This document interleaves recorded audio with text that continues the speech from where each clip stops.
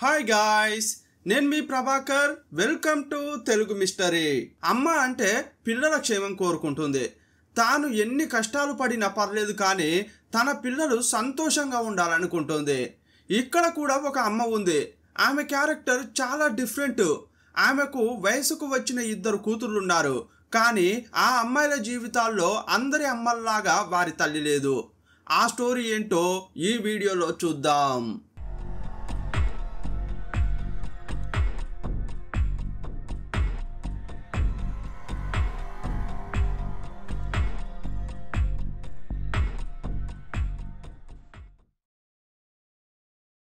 అది చెన్నైకి దగ్గరలో ఉన్న తిరువొట్రియూర్. అక్కడ ఒక కుటుంబం నివసిస్తోంది. ఆ కుటుంబంలో తల్లి, తండ్రి, 2 కూతుర్లు ఉన్నారు. తల్లి పేరును పోలీసులు రిలీజ్ చేయలేదు. అందువల్ల ఆమెను మనం ప్రియా అని పిలుచుకుందాం. ఆమె వయసు 38 ఏళ్ళు. ఆమె భర్త పేరు సుకుమార్. అతడు ప్రైవేట్ కంపెనీలో పనిచేస్తున్నాడు. వీరికి పెళ్లి జరిగి 18 ఏళ్ళు అయింది. వీరి ప్రేమకు గుర్తుగా 2 కూతుర్లు పుట్టారు. ఒకరికి 16 ఏళ్ళు, ఇంకొకరికి 14 ఏళ్ళు. వారు మైనర్లు కాబట్టి పేర్లు చెప్పకూడదు, ఫోటోలు చూపించకూడదు. అందువల్ల ఈ వీడియోలో ఎక్కడ వారి ఫోటోలు చూపించట్లేదు. అమ్మా నాన్నల మాటలు జవదాటని పిల్లలు, మంచి భార్య, మంచి భర్త అని ఆ కుటుంబం చూడముచ్చటగా ఉండేది. ప్రతిరోజు డ్యూటీకి వెళ్ళి ఇంటికి వచ్చిన తర్వాత భార్య పిల్లలతో సుకుమార్ సరదాగా మాట్లాడేవాడు. ఇంట్లోనే ఉండి భర్తకు, పిల్లలకు ఎలాంటి కొరత రాకుండా ప్రియ అన్ని కరెక్ట్గా చూసుకునేది. అంతా బాగానే ఉన్న ఆ పచ్చని కుటుంబంలో కొన్ని అనుకోని సంఘటనలు జరిగాయి. బయట నుంచి చూస్తే చూడముచ్చటగానే ఉండే ఆ కుటుంబంలో ఇలాంటి ఒక విషయం జరిగిందా అని తెలిసి అంతా ముక్కున వేలేసుకున్నారు. ఆ రోజు ఫిబ్రవరి 2, 2025 తన 2 కూతుర్లను తీసుకుని సుకుమార్ పోలీస్ స్టేషన్కు వెళ్ళాడు. తిరువొట్రియూర్ పోలీస్ స్టేషన్కు వెళ్ళిన ఆ 2 అమ్మాయిలు వెక్కి వెక్కి ఏడుస్తున్నారు. ఆ 2 పిల్లలు ఏడుస్తుంటే ఏదో పెద్ద ఘోరమే జరిగిందని 2 లేడీ కానిస్టేబుల్లు వారి దగ్గరకు వెళ్ళారు. వారి కళ్ళు తుడిచి ఏడవకండమ్మా అని ఓదార్చారు. ఆ తర్వాత ఏమైందని ఇన్స్పెక్టర్ అడిగాడు. అప్పుడు కూడా తమకు జరిగింది చెప్పడానికి ఆ 2 అమ్మాయిలు జంకుతున్నారు. పోలీసులు కాస్త ఓదార్చి ధైర్యం వచ్చేలా మాట్లాడిన తర్వాత వారికి జరిగిన ఘోరం గురించి చెప్పడం స్టార్ట్ చేశారు. సార్, మా 2ని రేప్ చేయడానికి ప్రయత్నించారు. వారిలో ఒకటి పేరు మొహమ్మద్ రఫీక్, అతనికి 23 ఏళ్ళు. ఇంకొకటి పేరు అబ్దుల్ కలాం, అతని వయసు కూడా 23 ఏళ్లే. ఆ 2 మమ్మల్ని రేప్ చేయడానికి ప్రయత్నించారు సార్ అని చెప్పారు. ఏమ్మా, వారు మీకు ముందే తెలుసా? మీకు ఎలా తెలుసు? వారు ఎక్కడ ఉంటారు అని పోలీసులు అడిగారు.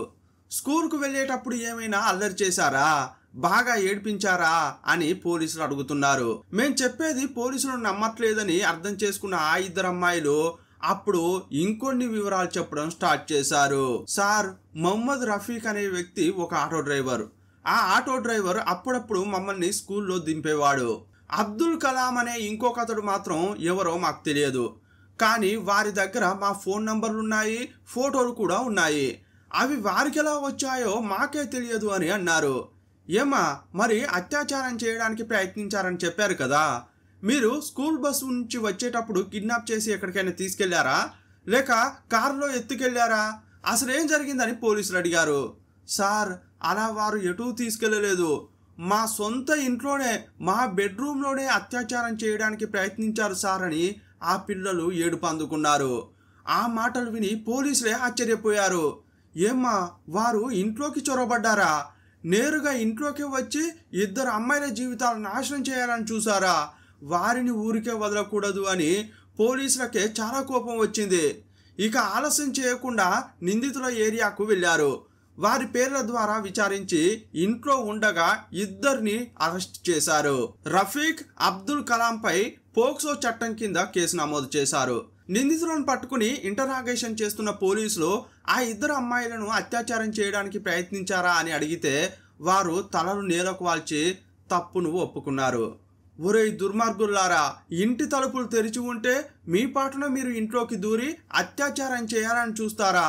ఇది ఎంత పెద్ద తప్పో తెలుసా అంటుంటే అప్పుడు వారు, సార్, మేము వారి ఇంట్లో చొరబడలేదు సార్, మమ్మల్ని పర్మిషన్తో ఇంట్లోకి ఆహ్వానించారు సార్ అని చెప్పారు. కానీ పోలీసులు వారు చెప్పేదేది నమ్మలేదు. ఏరా, మిమ్మల్ని అమ్మాయిలే ఇంట్లోకి రమ్మని చెబితే స్టేషన్కు వచ్చి ఎందుకు కంప్లైంట్ చేస్తారా, మాతోనే ఆటలాడుతున్నారా అని కోపగించుకున్నారు. కానీ అప్పుడు వారేం చెప్పారంటే, సార్, ఆ ఇంట్లో ప్రియా అని ఒక లేడీ ఉంటుంది. ఆ ఇద్దరు అమ్మాయిల తల్లి ఆమెనే సార్. ఆ ప్రియానే మమ్మల్ని ఇంట్లోకి ఆహ్వానించింది. ఆమెకు మేము డబ్బు ఇచ్చాం. ఆ డబ్బు తీసుకుని తన ఇద్దరు పిల్లలతో ఎంజాయ్ చేయొచ్చు అని చెప్పింది సార్ అని అన్నారు. ఆ మాటలు విన్న పోలీసులు షాక్ అయ్యారు, కానీ నమ్మలేదు.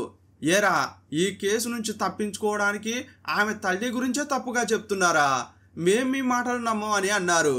కానీ వారు అదే మాట మళ్ళీ మళ్ళీ చెప్పారు. ఒకవేళ అందులో నిజం ఉండి ఉంటుందేమో అనుకున్న పోలీసులు సొంత తల్లే ఇంత ఘోరానికి పాల్పడిందా అని ఆశ్చర్యపోయారు. ఇక ఆలస్యం చేయకుండా ప్రియాను కూడా అరెస్ట్ చేశారు. స్టేషన్కు తీసుకొచ్చిన తర్వాత ఆమెను, ఈ ఇద్దరు నిందితులను వేర్వేరుగా విచారణ చేశారు. అప్పుడే వారు ఎంతటి ఘోరమైన పాపం చేశారో పోలీసులకు తెలియవచ్చింది.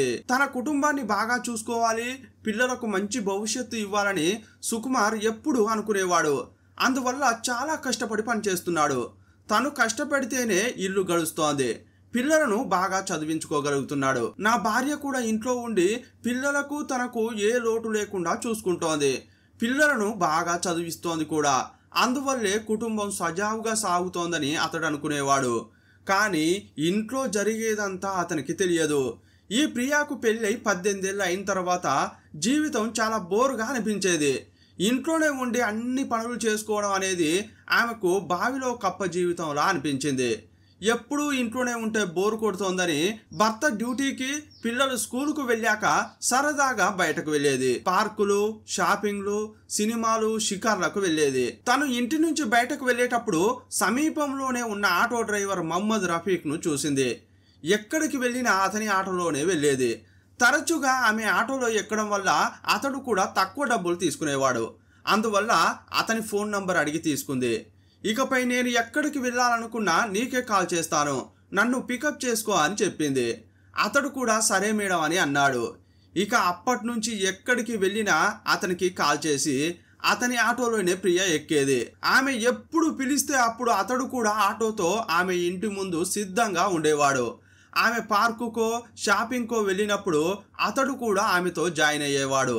ఇలా పార్కులు, షాపింగ్లో సరదాగా మాట్లాడుకోవడం వల్ల వారిద్దరి మధ్య స్నేహం ఏర్పడింది. అది క్రమంగా వ్యక్తిగతంగా మారిపోయింది. ఒకానొక సమయంలో వారు శారీరక సంబంధం పెట్టుకున్నారు. తరచుగా బయటకు వెళ్ళి 38 ఏళ్ల ప్రియా, 23 ఏళ్ల రఫీక్ సరదాగా గడిపేవారు. తనకంటే ఆమె చాలా పెద్దది, ఆమెకు 2 కూతుర్లు ఉన్నారని రఫీక్కు బాగా తెలుసు. అన్నీ తెలిసే అతడు తప్పు చేశాడు. ఇంకోవైపు ప్రియా ఇంట్లో వయసుకొచ్చిన 2 పిల్లలను పెట్టుకుని ఇలా తప్పుడు పనులు స్టార్ట్ చేసింది. ఇంట్లో ఎవరికీ అనుమానం రాకుండా బయటకు వెళ్తున్నా అని ఆటోను పిలిపించుకునేది. ఆటో రాగానే అందులో ఎక్కేది. రఫీక్ కూడా మామూలోడు కాదు, మస్తుగా నటించేవాడు. ఆటో ఎక్కగానే ఎక్కడికి వెళ్ళాలి మేడం అని అనేవాడు. గల్లీ దాటగానే ఇక ప్రేమికుల్లా మారిపోయేవారు. ఇలా వీరిద్దరి మధ్య సంబంధం కొన్నాళ్ళు బాగానే సాగింది. కానీ ఇల్లీగల్ రిలేషన్షిప్ అనేది చాన్నాళ్ళు రహస్యంగా ఉండదు. అది ఏదో ఒక రోజు బయటపడుతుంది. కాకపోతే ఒక్కొక్కరి విషయాల్లో ఒక్కోలా జరుగుతుంది. కొందరు విషయాల్లో నెలలు పట్టొచ్చు, ఇంకొందరి విషయంలో ఏళ్ళు పట్టొచ్చు. కానీ బయటకు మాత్రం పక్కాగా తెలుస్తుంది. సాధారణంగా ఇలాంటివి జరిగితే ముందుగా బయట వాళ్ళకు తెలుస్తాయి, ఆ తర్వాతే ఇంట్లో వాళ్ళకు తెలుస్తాయి. అచ్చం అలాగే ఇంత తతంగం జరుగుతుంటే సుకుమార్కు ఏమీ తెలియలేదు. ప్రతిసారి బయటకు వెళ్ళేటప్పుడు భార్య రఫీక్ ఆటోలోనే ఎక్కేది. వెళ్లే ముందు ఆటోను పిలిపించుకున్నా అని చెప్పేది. కానీ అతనితో భార్య సంబంధం పెట్టుకుంటుందని అతడు అస్సలు ఊహించలేదు.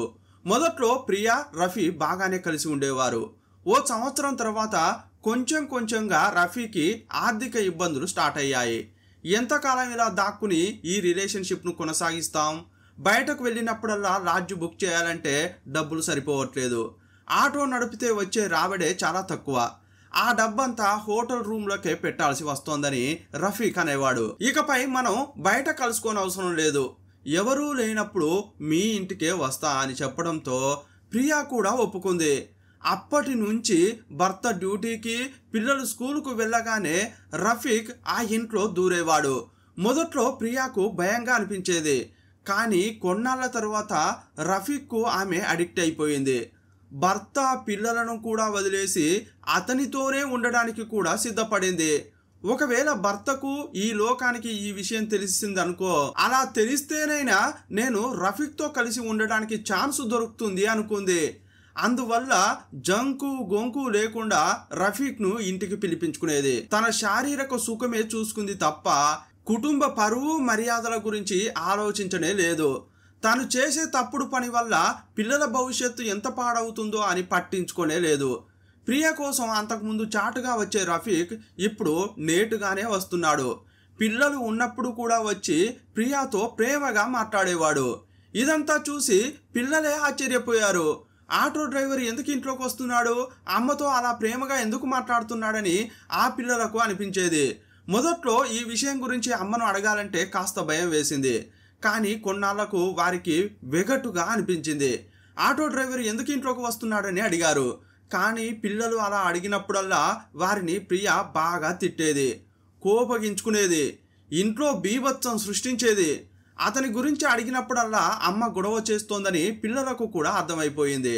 అందువల్ల కొన్నాళ్లకు అతని గురించి అడగడమే మానేశారు. అడిగితే అమ్మ ఎంత రభస చేస్తుందో అని భయపడేవారు. ఇదంతా ప్రియకు అడ్వాంటేజ్గా మారింది. భర్త ఉదయం డ్యూటీకి వెళ్తే రాత్రి ఎప్పుడో ఇంటికి వస్తాడు. ఇంట్లో ఏం జరుగుతుందో అతనికి తెలియదు. ఇంట్లో ఉన్న పిల్లలు కూడా రఫీక్ గురించి అడగకుండా ప్రియ మేనేజ్ చేసింది. ఇక అంతా తన ఇష్టారాజ్యమే అనుకునేది. కొన్నాళ్లకు ఆమె ఆగడాలు హద్దులు మీరాయి. రాత్రి భర్త రాగానే భోజనం వడ్డించేది. అతడు గాఢ నిద్రలోకి వెళ్లాలన్న ఉద్దేశంతో భోజనంలో మత్తు మందు కలిపేది. అతడు తిన్న తర్వాత బెడ్రూమ్కు వెళ్లి బాగా నిద్రపోయేవాడు. అతడు గాఢ నిద్రలోకి వెళ్ళాడని తెలుసుకున్న తర్వాత రఫీక్కు ప్రియ కాల్ చేసేది.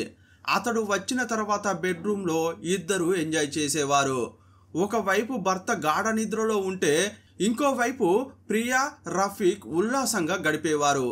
ఈ విషయాలన్నీ పోలీసులకు ఆ ఇద్దరు పిల్లలు చెబుతుంటే విని సుకుమార్ నమ్మలేకపోయాడు. తన కుటుంబం బాగుండాలి, నా వాళ్ళు బాగుండాలి, వాళ్ళను బాగా చూసుకోవాలని గొడ్డు కష్టం చేస్తుంటే నా వెనక ఇంత జరుగుతుందా అని అతడు కంటనీరు పెట్టుకున్నాడు.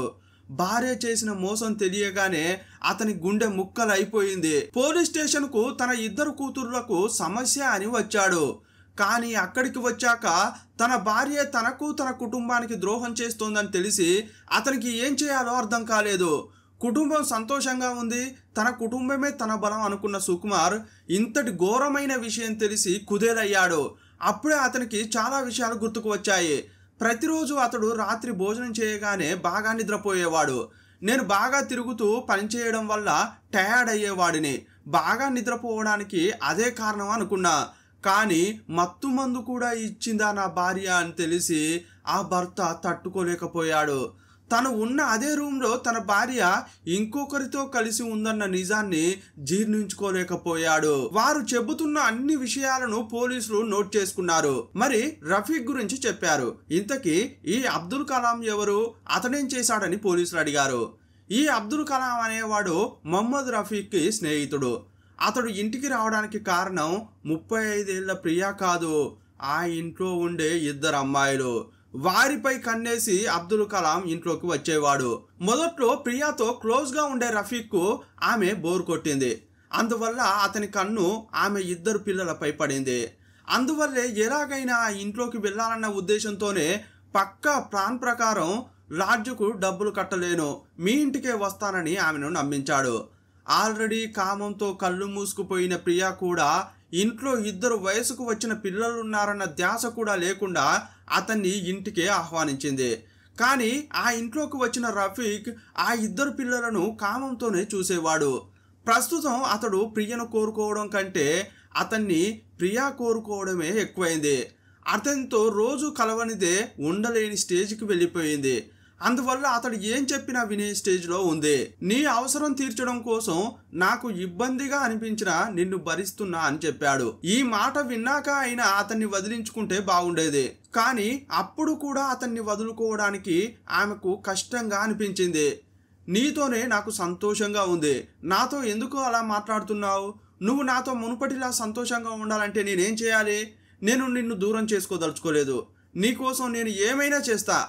ఏం చేయాలో చెప్పు అని అంది. అప్పుడు అతడు తన మనసులో ఉన్న దుర్మార్గమైన ఆలోచనను బయటపెట్టాడు. నీ ఇద్దరు కూతుర్లు బాగున్నారు. ఒకరితో నేను గడుపుతాను.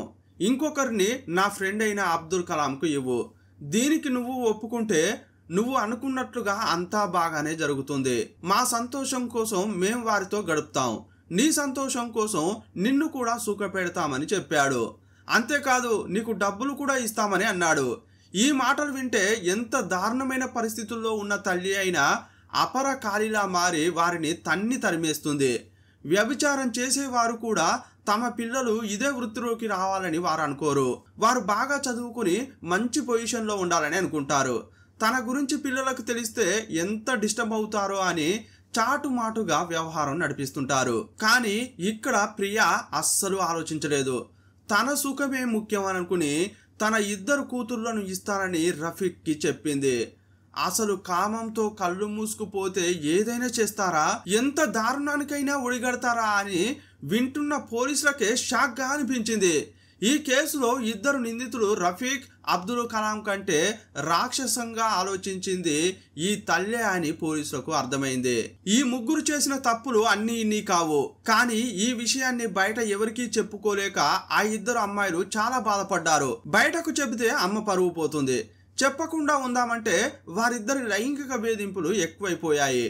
వస్తారా చస్తారా అన్నట్లు మాట్లాడడం స్టార్ట్ చేశారు. వీరిద్దరు పోలీస్ స్టేషన్ కు రావడానికి ముందు రోజు ఏం జరిగిందంటే రఫీక్, అబ్దుల్ కలాం నుంచి ప్రియా డబ్బులు తీసుకుంది. వారిద్దరిని ఇంట్లోకి పిలిచింది. ఆ తర్వాత ఇద్దరు కూతుర్ల దగ్గరకు వెళ్ళి, ఇదిగో చూడండమ్మా, వారితో కాస్త అడ్జస్ట్ అవ్వండి. ఇలా చేయడం తప్పని అనుకోకండి. అది అసలు తప్పు కానే కాదు అని వారికి చెప్పింది. ఒక తల్లి చెప్పాల్సిన మాటలైనా వాళ్ళను బుజ్జగించడానికి ఎంతో ట్రై చేసింది. ఆ తర్వాత ఇద్దరు కూతుర్లను రఫీక్, అబ్దుల్ కలాం ఉన్న రూమ్లోకి తోసేసింది. ఇన్నాళ్ళు ప్రేమగా చూసుకున్న తల్లే నరక కూపంలోకి నెడుతోందని ఆ అమ్మాయిలకు బాగా అర్థమైంది. కన్న తల్లి ఇంత దారుణానికి ఒడిగడుతుందా అని వారు నమ్మలేకపోయారు. కానీ ఇది ఒక సాధారణమైన విషయమే అన్నట్లు ఆ తల్లి బిహేవియర్ ఉంది. అప్పుడు తల్లితో ఆ రూమ్లో ఉన్న రఫీక్, అబ్దుల్ కలాంతో ఇద్దరు అమ్మాయిలు పోరాడారు. అప్పుడు కూడా ఆ ఇద్దరు దుర్మార్గులు ప్రియా ప్రోత్సాహంతో అత్యాచారం చేయడానికి ప్రయత్నించారు. కానీ ఆ పిల్లలు అస్సలు ఒప్పుకోలేదు. అప్పుడు ఆ తల్లి ఏం చెప్పిందంటే, ఈ రోజు వీరు ఒప్పుకోలేదు, మొదటి రోజు కాబట్టి వారిని వదిలేస్తున్నాను. రేపు కూడా మీరు రండి, రేపు తప్పకుండా వారు అడ్జస్ట్ అవుతారని ప్రియా చెప్పింది. ఇక ఆ ఇద్దరు అమ్మాయిలు ఈ దారుణాన్ని భరించలేకపోయారు. ఇన్నాళ్ళు దాచిన విషయాన్ని మూసిపెడితే తమనే దహించేలా ఉందని బయటకు చెప్పాలని అనుకున్నారు. ఏదైతే అదైందని తండ్రికి విషయం చెప్పారు. అప్పుడు కూడా అమ్మ ఇల్లీగల్ రిలేషన్షిప్ గురించి చెప్పలేదు. కేవలం రఫీక్, అబ్దుల్ కలాం తమను లైంగికంగా వేధిస్తున్నారని మాత్రమే చెప్పారు. కూతుర్లు చెప్పేది విని సుకుమార్ షాక్ అయ్యాడు. ఆ దుర్మార్గులను ఊరికే వదలొద్దని మరుసటి రోజే తిరువొట్రియూర్ పోలీస్ స్టేషన్కు కూతురులతో కలిసి వెళ్లి కంప్లైంట్ చేశాడు. పోలీసులు విచారిస్తున్న క్రమంలోనే ప్రియా భాగవతాలు బయటపడ్డాయి. ప్రస్తుతం ప్రియా, రఫీక్, అబ్దుల్ కలాంపై పోక్సో చట్టం కింద కేసు నమోదు చేశారు. కేసు విచారణలో ఉంది. ఇద్దరు కూతుర్లను కంటికి రెప్పలా కాపాడుకోవాల్సిన ఒక తల్లి జంతువుల కంటే హీనంగా ప్రవర్తించింది. తన సుఖం కోసం ఎంతకైనా తెగించింది. భర్త లేక, బంధువులు రానియక, చేతిలో చిల్లి గవ్వ లేకున్నా ఎంతో మంది ఒంటరి మహిళలు కష్టం చేసి మరి పిల్లలను బాగా చూసుకుంటున్నారు. వారి కోసం రాత్రి పగలు ఎండా వాన అని లెక్క చేయకుండా కష్టపడి ఎంతో కొంత సంపాదించి ఇంటిని నెట్టుకొస్తుంటారు. ఇక్కడ ప్రియకు అలాంటి ఇబ్బందులు కూడా ఏమీ లేవు. భర్త ఉన్నాడు, అతడే బరువు బాధ్యతలు మోస్తున్నాడు. అలాంటప్పుడు పిల్లలను బాగా చూసుకుని వారిని బాగా చదివిస్తూ ప్రయోజకులను చేయాలని ఆలోచించకుండా ఇల్లీగల్ రిలేషన్షిప్ పెట్టుకుని తను సుఖపడితే చాలు అని అనుకుంది. పైగా తన సుఖం కోసం కూతుర్లను కూడా ఎరగా వేసింది. కుటుంబ పరువును బజారు కీడ్చింది. తల్లి ఇలాంటిదని తెలిసి చుట్టుపక్కల వాళ్ళు, బంధువుల నుంచి ఆ పిల్లలు ఎన్ని సూటిపోటి మాటలు ఎదుర్కోవాలో. వయసుకు వచ్చిన ఇద్దరు పిల్లల గురించి కాస్త కూడా ఆలోచించకుండా తన సుఖమే చూసుకున్న ఇలాంటి తల్లులకు ఎలాంటి శిక్ష పడితే కరెక్ట్గా ఉంటుందో మీ అభిప్రాయాన్ని కామెంట్ బాక్స్లో రాయండి. మరో వీడియోలో మళ్ళీ కలుసుకుందాం. అప్పటి వరకు బాయ్ బాయ్.